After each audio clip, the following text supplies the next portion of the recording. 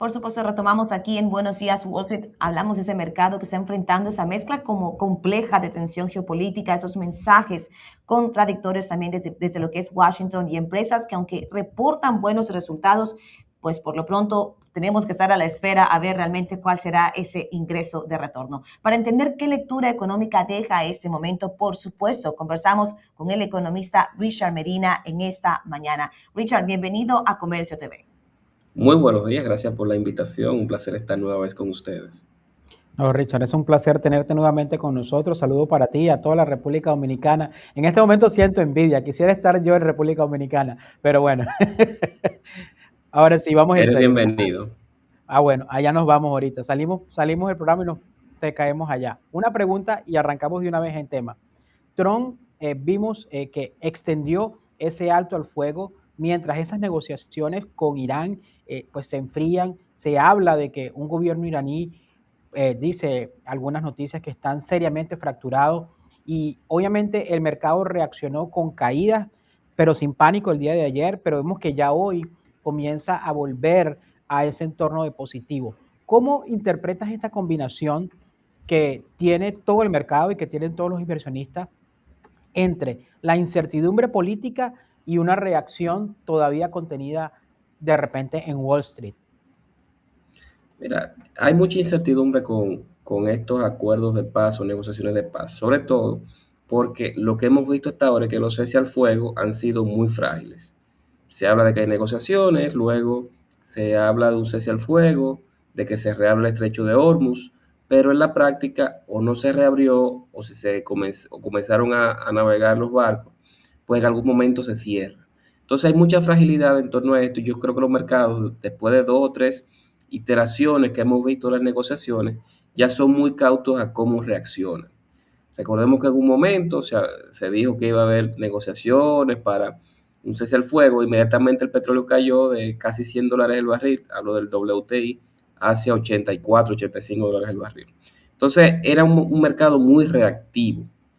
A medida que ha ido ya normalizándose esta situación, que las conversaciones han ido madurando, pero todavía con acuerdos muy frágiles, pues el mercado ya toma las noticias de manera muy cautelosa. Esperable que la indefinición del cese al fuego, es decir, que va a haber un cese al fuego indefinido, pues que genere una mejora en los mercados. Era esperable, como dije, pero sigue toda la pregunta de si eso efectivamente va a generar una reducción del precio del petróleo en los próximos meses. Todavía eso es algo que no sabemos y dada esa incertidumbre, pues los mercados están siendo muy conservadores en estos momentos. Y Richard, con eso que acabas de comentar propiamente, te pregunto, el petróleo cambió completamente de dirección, pues vemos que ha continuado repuntando lo que es el West Texas Intermediate, también el Brent. Vemos también mensajes cruzados dentro del gobierno sobre el precio de la gasolina. De hecho, recientemente escuchamos por parte del secretario de Energía que se estaría viendo la gasolina por encima de esos $3 o que esos precios no bajarían de ese nivel, por lo menos hasta lo que sería ese 2026, principios del 2027. ¿Qué impacto real puede tener esto ya en la inflación y propiamente cuando hablamos de inflación en esas decisiones económicas en los próximos meses que tendrá que tomar quien esté como presidente de la Fed propiamente en lo que es la política monetaria? Bueno, y precios de las gasolinas más altos o en los niveles que tenemos ahora durante más tiempo, se traduce no solamente inflación por lo que los consumidores americanos gastan en gasolina, sino también por los llamados efectos de segunda vuelta. Efecto de segunda vuelta es que el transporte de carga o el transporte inclusive normal comienza a aumentar de precio producto de precios de la gasolina más altos que se entienden no son tan transitorios como uno hubiese pensado a inicios de marzo. Es decir, que ya en un primer momento subió el precio de la gasolina, en un segundo momento sube el costo de transporte de carga y en un tercer momento eso genera aumentos de precio en los bienes que consumen los americanos. Entonces, si eso sucede y la inflación se mantiene elevada, el dato de marzo fue 3.3%, muy por encima del 2%, aunque ese 3.3% genera un aumento que tres cuartas partes viene más que nada por aumento de precio de combustible. O sea que si baja los combustibles, baja la inflación inmediatamente.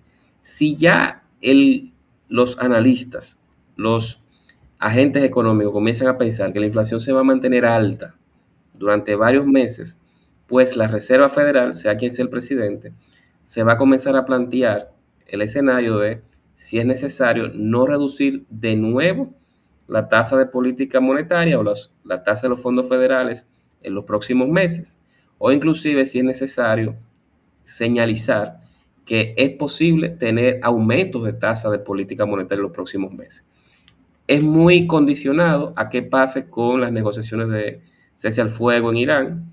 Si este problema se resuelve y el flujo de petróleo se restablece a través del estrecho de Hormuz, pues no creo que la Reserva Federal llegue a ese nivel.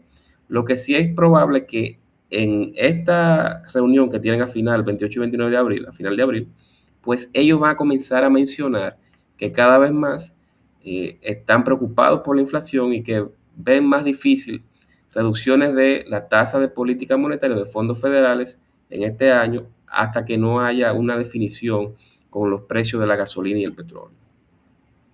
Muy interesante lo que estás hablando, y con el tema particularmente de la gasolina y del precio del petróleo, hemos visto que a pesar de todo, a pesar de las treguas, el petróleo no ha bajado de golpe como de repente muchos esperarían. También está algo que se habla mucho de la disrupción del proceso logístico, ¿sabes?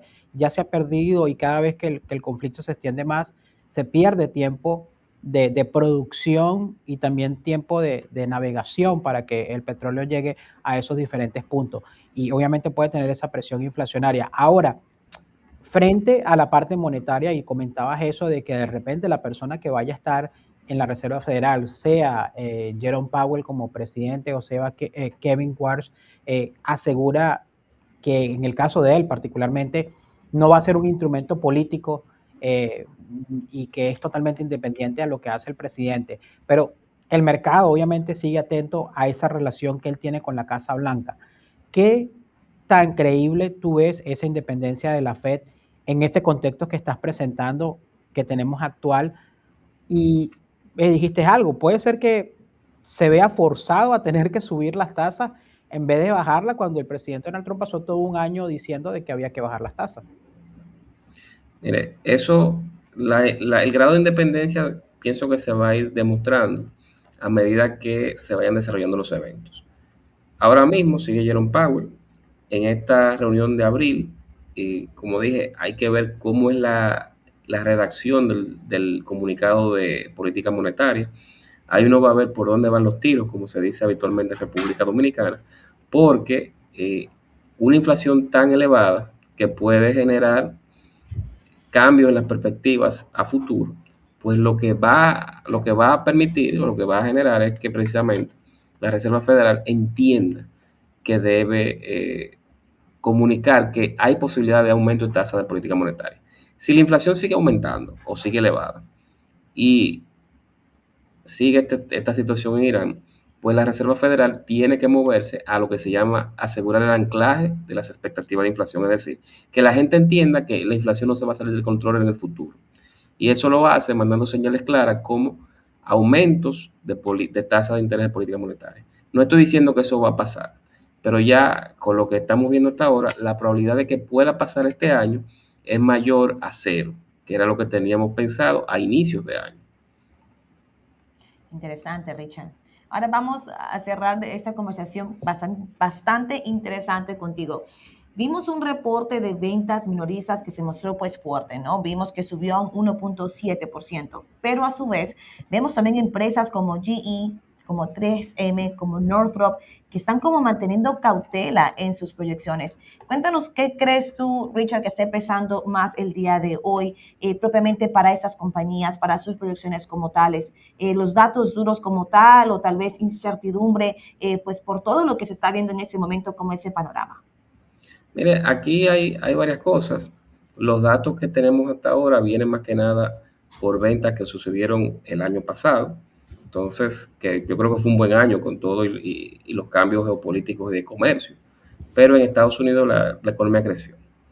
Quizás no creció igual para todos los sectores, pero para la mayoría de los sectores creció. Dado el panorama que tenemos de mucha incertidumbre, sobre todo con el tema de precios del petróleo y su impacto en lo que se llama demanda agregada, es decir, en el consumo y la inversión de las personas, pues las empresas tienen que ser cautas con las proyecciones de ventas que hacen, porque si este año va a haber menor crecimiento económico asociado con el impacto de la inflación en los precios y un deterioro del poder adquisitivo de los consumidores, pues automáticamente va a haber menos ventas. Entonces pienso que por ahí hay que estar siendo cautelosos, porque el escenario de este año no es el mismo que el año pasado. Aquí tenemos un choque petrolero, que no es el más grande que ha habido en la historia. Quizás los precios no han llegado a como llegaron en 2021 y 2022, pero tiene el potencial de quedarse más tiempo gravitando en los precios de la gasolina. Ahora, Richard, viendo ahorita en este momento, mientras estamos teniendo la conversación, ya vemos el precio del Brent acaba de rozar los $100, subiendo más de un 2%. Obviamente, también, pues una cosa es el precio de referencia y otra cosa es el precio del mercado, que obviamente es mucho más alto lo que pueda salir cuando vas a tratar de conseguirlo y comprarlo. Vemos el efecto acá en los Estados Unidos, pero sabemos que esto tiene un efecto global. Y tú decías algo, puede ser que se extienda por mucho más tiempo. ¿Tú cómo crees que puede impactar todo este escenario global a las economías más pequeñas de la región, en América Latina, en específico a la República Dominicana, que por su característica geográfica, pues es una isla? Entonces, tienes ciertas limitantes de que sí o sí tienes que tener ciertos recursos que vienen de fuera. Mira, el tema de la región es bastante complicado porque todo lo que es Centroamérica y el Caribe, exceptuando obviamente a México, somos importadores de hidrocarburos. O sea, aquí no, en República Dominicana, por ejemplo, no se produce una gota de hidrocarburos ni tampoco en la mayoría de las islas. Entonces somos muy vulnerables a los precios, a cambio de los precios internacionales de el petróleo. Hay dos tipos de efectos, uno sería efecto precio y otro efecto cantidad. No hay ahora mismo un problema de desabastecimiento, es decir, las economías de la región tenemos acceso a comprar petróleo y gas natural dentro de Estados Unidos o en alguno de los países de la región que lo producen. Ahora, a nivel de precios, sí estamos sintiendo los aumentos. En varios lugares en varios países han habido aumentos de 30-40% en los precios de la gasolina para el consumidor final. Obviamente eso se traduce en inflación. Y en otros han habido aumentos de un 10%, como en República Dominicana, en los precios de las gasolinas, pero el gobierno está absorbiendo un subsidio. O sea, el gobierno está subsidiando este choque con el objetivo de que no le llegue completamente el precio de la gasolina, el impacto petrolero, el precio de la gasolina para el consumidor final. Entonces, sea un caso o el otro, lo que se tiene es aumento de inflación o deterioro de las cuentas fiscales. Y en ambos casos nos dejan peor que si no hubiese conflicto. En nuestros países nosotros hablamos de que tenemos términos de intercambio muy dependientes del petróleo, entonces cuando aumenta mucho el precio del petróleo como ahora, pues nuestros países tienden a crecer menos y a tener inflación más alta. Richard, gracias por el tiempo que nos has dado esta mañana para responder todas esas preguntas a la audiencia propiamente. Hay varios factores en ese momento marcando ese pulso propio de ese inversionista. Así que también gracias por explicarnos un poquito más acerca de cómo ese panorama también toca la isla de República Dominicana. Gracias.